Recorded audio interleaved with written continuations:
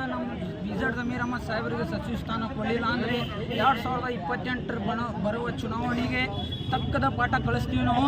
ಈ ನಮ್ಮ ಬಿಜೆಡ್ ಜಮೀರ್ ಅಹಮದ್ ಸಾಹೇಬ್ರ ಬರೀ ಮುಸಲ್ಮಾನರಿಗೆ ಅಷ್ಟು ಮಾತ್ರ ಲೀಡರ್ ಅಲ್ಲ, ಎಲ್ಲ ಸಮಾಜಕ್ಕೂ ಲೀಡರ್ ಅವರು. ಯಾರು ಬಡವ್ರು ಹೋಗ್ತಾರೆ, ಯಾರು ಖಾಲಿ ಬರಂಗಿಲ್ಲ ಅಲ್ಲಿ. ಅಂಥ ವ್ಯಕ್ತಿಗೆ ನಾವು 2ನೇ ಲಿಸ್ಟ್ ಒಳಗೆ ಪಟ್ಟಿ ಒಳಗೆ ಸಚಿವ ಸ್ಥಾನ ಕೊಡಬೇಕು.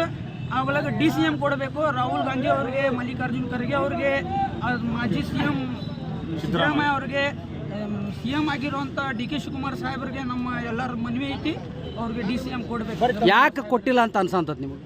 ಯಾಕೆ ಕೊಟ್ಟಿಲ್ಲ ಅವ್ರಿಗೆ ಸಚಿವ ಸುಮ್ಮನೆ ಅವ್ರ ಕೊಟ್ಟಿಲ್ಲ ಅಂದ್ರೆ ನಮ್ಮ ಪಕ್ಷದೊಳಗೆ ಮೀರ್ ಸಾದಿಕ್ ಇಬ್ರು ಮೀರ್ ಸಾದಿಕ್ರ ಅಂತ ಇರ್ತಾರ. ಮೀರ್ ಸಾದಿಕ್ ಅವ್ರಿಗೆ ಗೇಮ್ ಮಾಡ್ಯಾರು. ಅದೇನಿಲ್ಲ,